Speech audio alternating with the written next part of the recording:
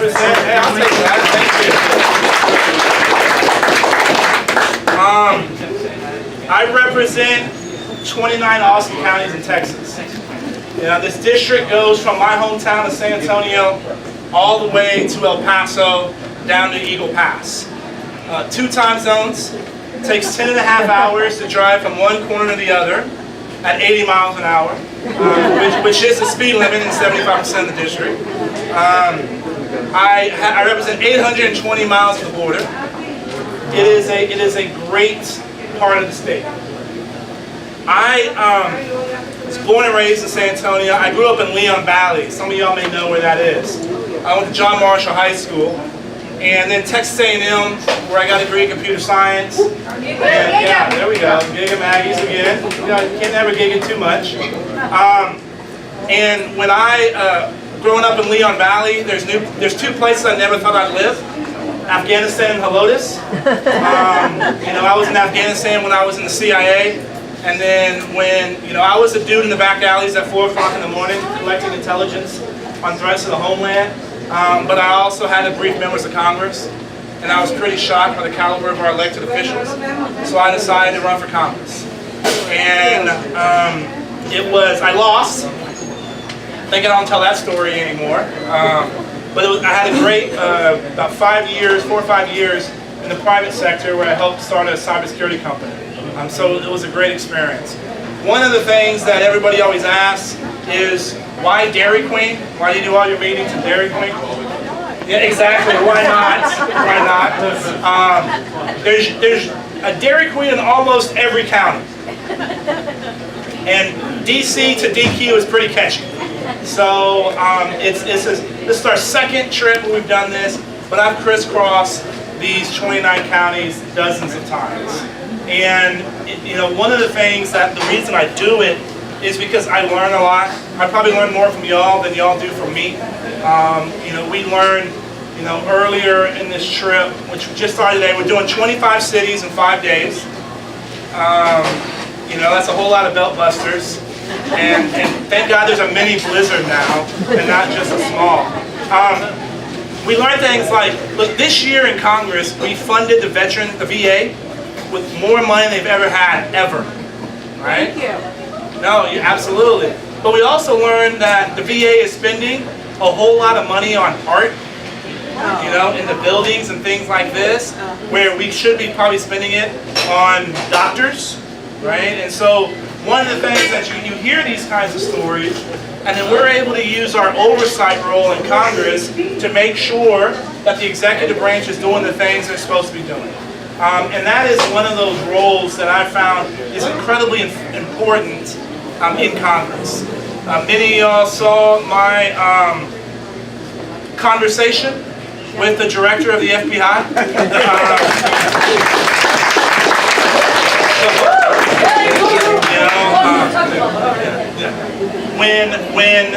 You know, look, for me, the reality is this. I spent most of my adult life chasing terrorists, you know, Russian spies, folks that are developing nuclear weapons. And, you know, I served alongside our men and women in the military. And to me, you cannot create an environment in our national security infrastructure where you treat our nation's secrets willy-nilly. It's absolutely unacceptable. And we have to hold people accountable when they do that. Because guess what? Had I done what the former Secretary of State did, y'all would not be seeing me at Dairy Queen. You'd be seeing me in Huntsville, right? And so that is one of the roles that Congress continues to play and has to play. And that oversight role is incredibly important. And that's why it's important to have people in Congress that have some experience and others just being a politician, right? And so I ran for office for 2 reasons: to be a leader on national security and the gold standard when it comes to constituent relations. That's another reason why we're out here so much. And guess what? It's not just me, right? There's a whole team that we have that makes that connection happen. When y'all send in emails and letters, you know, we need a whole team that's involved in responding. And I want to introduce some of them. Stony Burke in the back. is my chief of staff. I've known Stoney since he was 14. He ruined my life by suggesting I run for Congress. So I got to ruin his by making him my chief of staff. It's great being able to work with someone. He's from, I always say, when I'm outside of Bexar County, I can say, it's Stoney Burke, my chief of staff, not the famous cowboy, because once you get past Bexar County, everybody knows another Stoney Burke. But Stoney Burke grew up in West Texas. It's great having that perspective on the team. Daniel Meza, right here, 12 years with Senator Cornyn. 12 years with Senator Cornyn, and then he upgraded to our staff. No, I joke. I say that joke when Senator Cornyn's in the room. Daniel's experience in this district is bar none better than anyone's. His experience to help us get off the ground as quickly as we had was vital. And he's the district director, and he runs all of our operations in Texas. Tyler Lowe in the back, our newest addition. He is the former, we can clap for Tyler too.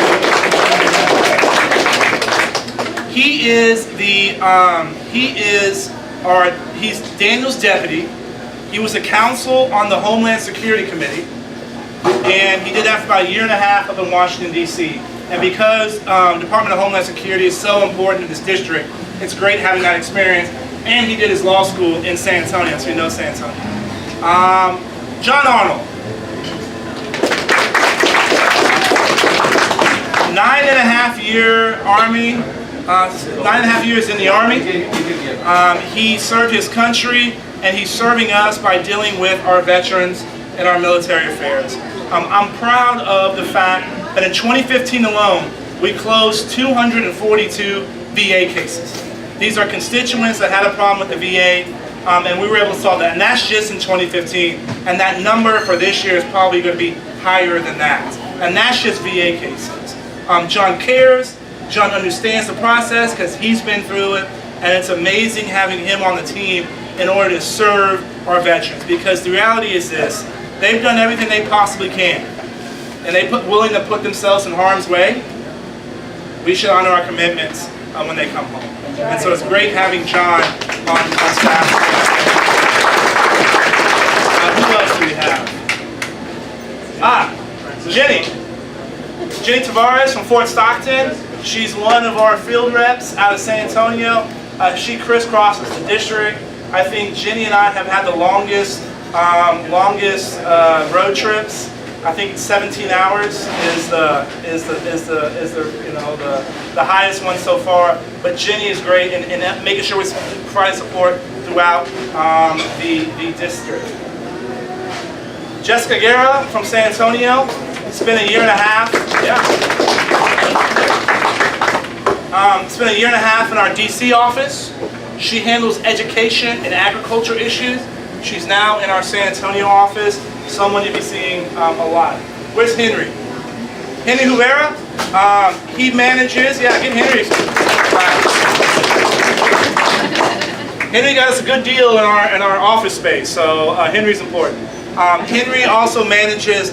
One of the coolest things that we get to do is work and help kids get into to military academies, and Henry's involved in that process because my goal, my vision for that is. In 25 years, I want the Chief of Army Staff or the Secretary of Defense being like, why do we have so many flag officers from South and West Texas? All right, that's the goal. And Henry's putting a process in order to do that.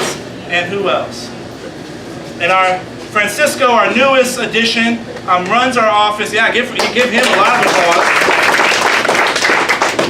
Runs our office in Eagle Pass. So it's great having him up here and being part of the team. So these are the folks that are helping us make sure we're serving the residents of the 23rd Congressional District of Texas. All right? These are the folks that gather a lot of your points and opinions and perspectives and help inform what we're doing. Because the reality is this. If one person in this district is having a problem, then I guarantee you thousands of people are having this problem across the country. And if we can solve this for one person, then we can solve it for a lot of people. And that's why these conversations are incredibly important. And here's the reality. I've been critical of the organization I'm now a member of. And the reality is there are still a lot of things I'm incredibly frustrated about. My first hearing in Congress was with the head of the GAO, the General Accounting Office. He does a thing called the High Risk Report. These are projects that are $1 billion or higher, and there's a cost overrun or a time overrun. This is y'all's taxpayer money, by the way. $1 billion seems pretty high for a barrier, all right? So, since I'm the junior guy, I get to ask the questions second to last. And it came to me and I said, the gentleman's name is Gene. I said, Gene, how long have you been with GAO? And he says, 40 years. It's a long time. I said, Gene, in your 40 years, have you ever seen someone fired for a cost overrun or a time overrun?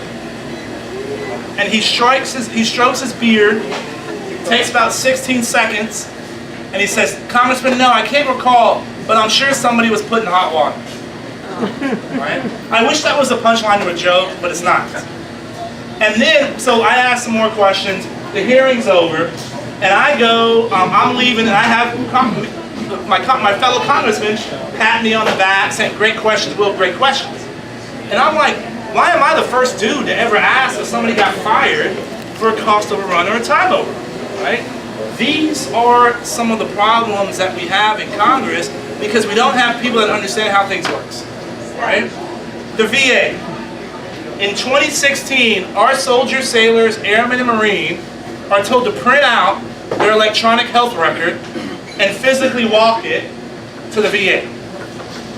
We should be able to push a button and that information gets transferred. 2011, the VA and DOD said, we're going to fix this.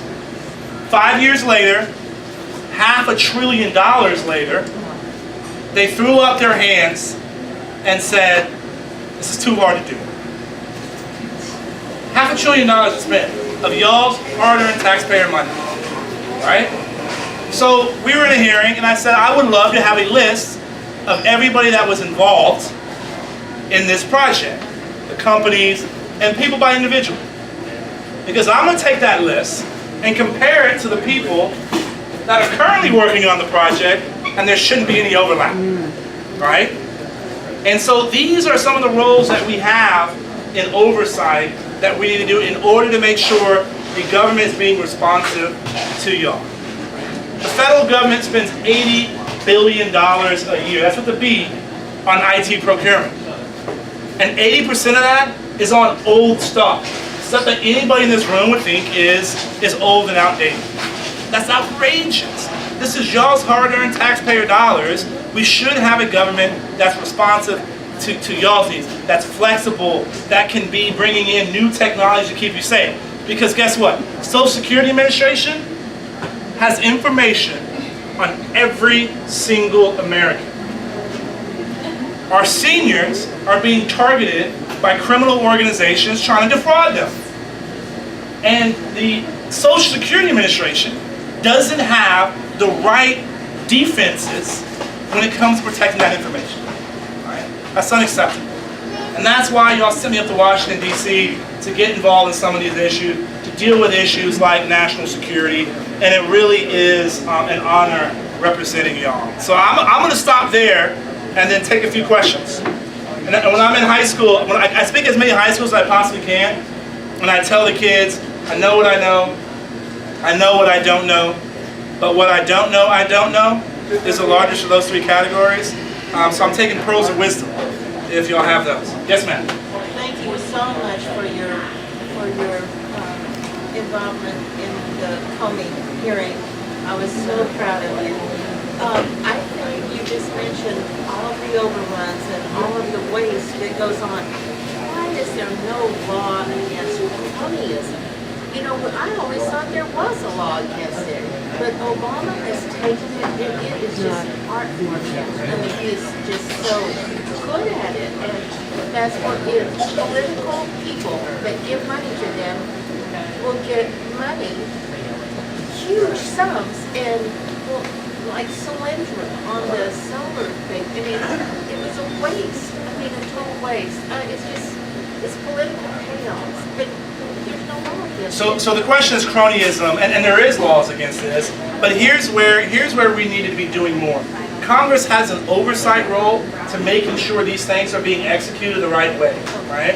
And that takes energy, that takes time, that takes people that understand the issues and ask the questions, right?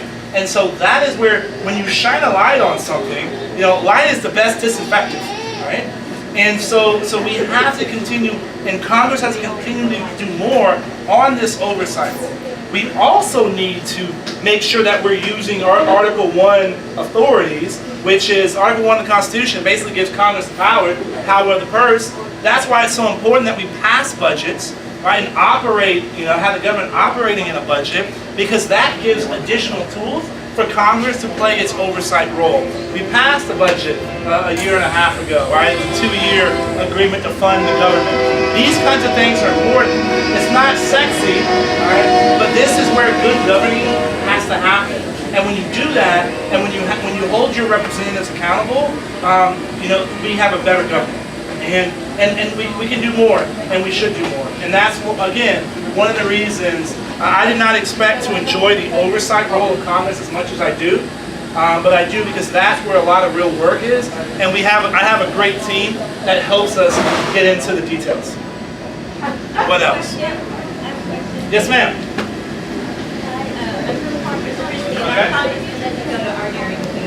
Taking advantage of you here, and I appreciate your concern for your constituents and being here. I have been an employee for the Social Security Administration for 36 years. When I started working in the office in Fort Pierce, we had 84 employees. Now, because the baby boomers getting retirement age and becoming the age where we start losing our health, we're down to 42 employees, I believe. The wait time in our office is long. Call an appointment, 2 months. Call the 1-800 number, you're on hold for hours. And I understand that we're designated an essential agency. Is there anything that can be done for the disabled and the elderly? And I would say that most of the employees in my office, I only work there, everybody complains about, you know, your pay and things like that. We also have family members and the increases that they're getting are very slim. I mean, my son-in-law is a disabled veteran, so I am all for the best. But is there any way that something can be done for people who need assistance from employees of Social Security? We are so overwhelmed with work, and we know we're not helping in the way we should, and it's not because we don't want to. And we often complain now on Sunday nights, we don't have a feeling in our stomach that we know the backlog of things. It shouldn't take people that long for their checks. So for those that didn't hear, she works at the Social Security office in Corpus Christi, and she said her congressman doesn't go to Dairy Queen, so she's going to take the opportunity to ask a question here. And I wish you heard more about what she said, because what's, you know, she cares, and she knows that some of the Social Security, the backlog, and that they don't have enough people to deal with these issues. And what's interesting is a lot of the people that are involved in Social Security and the VA are good people that care, and they want to do everything they can in order to take care of our veterans, in order to take care of our seniors. And so thank you for what you do. It's hard work. Nobody thanks you for it. Nobody pats you on the back. Nobody appreciates it. But you're right. We got to make sure Social Security is around for our seniors. All right? Plain and simple. My father is 83 years old. My mother is 72. They are supported by Social Security. We got to make sure it's there for our seniors. One of the things we got to stop doing is taking money out of the Social Security fund. Right?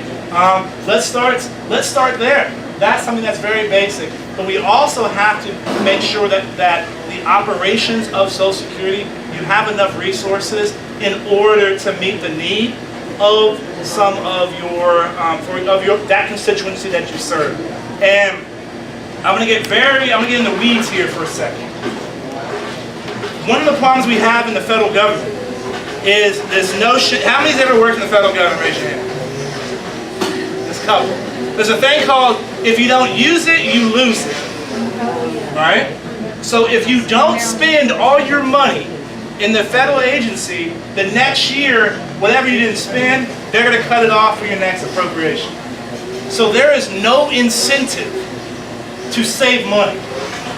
Right? So one of the things that we're doing, we have a bill called the Move It Act. It deals with IT procurement, how we purchase IT goods and services. 2 federal agencies save $2 billion. That's with a B, by transitioning into the cloud. Alright? I want that $2 billion for them to use that $2 billion for other modernization within that agency. Right? So it should be used outside of IT procurement. It should be able to incentivize agencies to save money and then use that money to extend their operations, right? And so that's one way that we can give y'all the tools to be flexible in order to do the right hiring, get the right people, have the right tools to do scheduling. Right? There are so many online tools now to schedule stuff, but guess what? You can't use those because of the arcane procurement practices, right? So this is an issue that I'm aware of, and we're getting way down in the weeds and trying to solve it because guess what? We have to operate efficiently. We have to use the money that y'all send to Washington efficiently. And if we operate efficiently, we provide a better service. So thank you. Welcome to Hondo. And next time we're in Corpus Christi, we'll look you up. One more. Yes, sir. This is probably a kind of a broad question, but I'm going to ask it. The Attorney General's office is supposed to be a non-political appointment. The last 2 Attorney Generals have been highly political. How do we correct that? Well, I would disagree with your premise. The Attorney General is the most political appointment in the government. It's not supposed to be. Yeah, it's not supposed to be. Well, it starts with making sure the occupant of the White House recognizes that, and that person recognizes their role as the chief law enforcement officer to enforce our laws. Right? A lot of times we don't need more laws. We need to enforce the laws we actually have on the books. And my friends from my transplants from New Hampshire would agree with me on that. So it starts there, right? It also starts with, it goes back to oversight. We have a judiciary committee that oversees the Department of Justice, right? It also requires members of Congress not being afraid to question the director of the FBI or the head of the CIA, right? Because there is some of that, right? And so I get it, and I'm as frustrated as y'all are, and that's why, again, one of the things that we're fortunate in Congress is we have some former U.S. attorneys who understands the process and understands how some of these fixes need to happen, and we're trying to do that. So it's hard, it's not going to be solved overnight, but it starts with having someone that's willing to enforce the law. We have to take a first step somewhere. Absolutely. And while we're talking about that, I want to thank the gentleman from Hondo Police being here today, keeping us safe. Y'all have a tough job.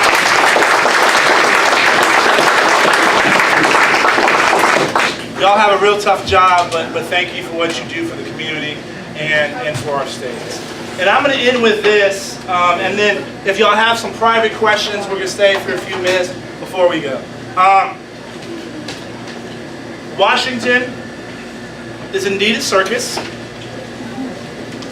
but you can't believe everything you see on TV and reading the newspapers. There's actually some good work that is going on in Washington. Right?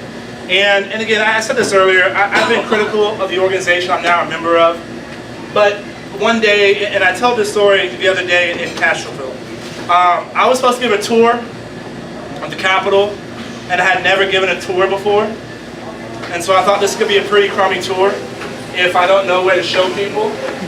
And so I called the Capitol Visitor Center. Can you send someone over and give me an hour tour, just the highlights, just the key parts? And this young lady, 67 years old, had been giving tours for 17 years, gives me a tour. And 3.5 hours later, she has me standing tall, my chest is out, and I was proud. She had showed me that I was one of 20,000 people that had ever served in Congress. That's a freshman class at Texas A&M University or University of Texas. She had taught to me that I was connected to guys like Sam Houston and Abraham Lincoln, and that I was part of an organization that for 240 years exported democracy across the world. Right? Now, Congress has a long way to go to repair the trust with the American people, but you know what? Some good things are happening. We lifted the ban on exporting crude. That's a big deal. That's going to keep Americans employed here. In Big Lake, in the Dairy Queen in Big Lake, Texas. I shouldn't say this in front of your employees. Okay? They were making $24 an hour and getting a $1,500 signing bonus. All right? Soft serve is great, don't get me wrong. They serve breakfast. Do y'all serve breakfast? Yeah. Breakfast is awesome. Right? But it was because of the impact that the energy industry was having on the economy. Right? You want to put Vladimir Putin in a box? Sell energy to Eastern Europe. All right? That's how we deal with Vladimir Putin. Our energy policy should be a tool of foreign policy. And we passed that this Congress. How many of y'all have ever heard of the SGR bill? Nobody. I guarantee you, nobody's heard about this. Because we're pretty bad at naming stuff. We should have called this the Increasing Seniors Access to Good Doctors while shaving $5 trillion off the national debt over 15 years. That's what we actually did. We funded the Highway Trust Fund, the highest it's ever been, the longest it's ever been, for a number of years. It's in the last 2 decades, I believe. Right? That happened this year. It's a big deal. Any of y'all that have kids or grandkids, you should know about the Every Student Succeeds Act. This was the replacement of No Child Left Behind. There is no longer a one-size-fits-all solution to education in the United States of America. Now, my fear, this year,